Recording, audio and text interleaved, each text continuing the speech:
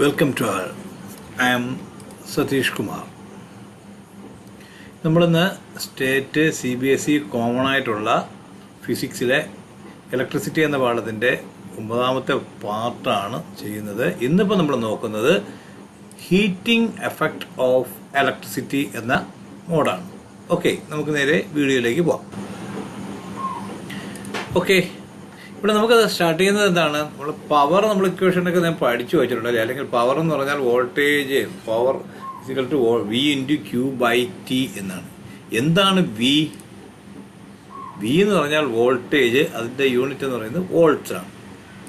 അങ്ങനെയാണെങ്കിൽ current I = Q/T എന്ന് വേറൊരു ഇക്വേഷൻ നമ്മൾ ആദ്യമേ പഠിച്ചിട്ടുണ്ട് അല്ലേ. Q/T ampere. ഓക്കെ, അങ്ങനെയാണെങ്കിൽ എന്താണ് Q എന്ന് പറയുന്നത് നമ്മളെ ചാർജാണ്. കുളമ്പിൽ പറയുന്ന ചാർജാണ്. TO ടൈം ഇൻ സെക്കൻഡ്സ് ആണ് അല്ലേ. അപ്പോൾ power P = voltage into charge into time. അങ്ങനെയാണെങ്കിൽ ആ ചാർജിൻ്റെ ടൈമിന് Q/T എന്നുള്ളത് I ആക്കിയാൽ നമുക്ക് power P = V × I watts ആക്കിക്കൂടെ ആക്കാം അല്ലേ. അങ്ങനെ ആക്കുകയാണെങ്കിൽ ഹീറ്റ് H അതായത് ഹീറ്റ് പ്രൊഡ്യൂസ് ചെയ്യുന്ന heat H power P × time ആണ് അല്ലേ.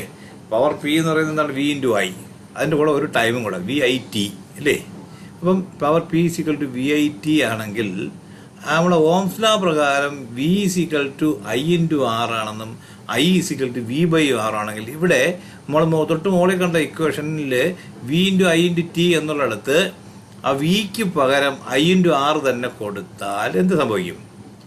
I × R അല്ലേ. എന്ന് പറഞ്ഞാൽ I × R × T എന്ന് പറയുമ്പോൾ I × I RT എന്നാവും. അങ്ങനെയാണെങ്കിൽ H എന്ന് പറയുന്നത് എന്തായിരിക്കും?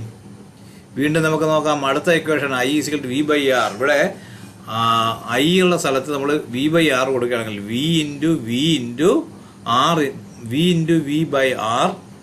× T, അതായത് V²/. അപ്പോൾ ആ ഇക്വേഷൻ നമുക്ക് കിട്ടിയല്ലേ. H = I² R/T പിന്നെ V²/R × T ആയി കിട്ടി അല്ലേ. ഓക്കെ, കാര്യങ്ങളെല്ലാം മനസ്സിലായി കാണുമെന്ന് വിചാരിക്കുന്നു. Thank you.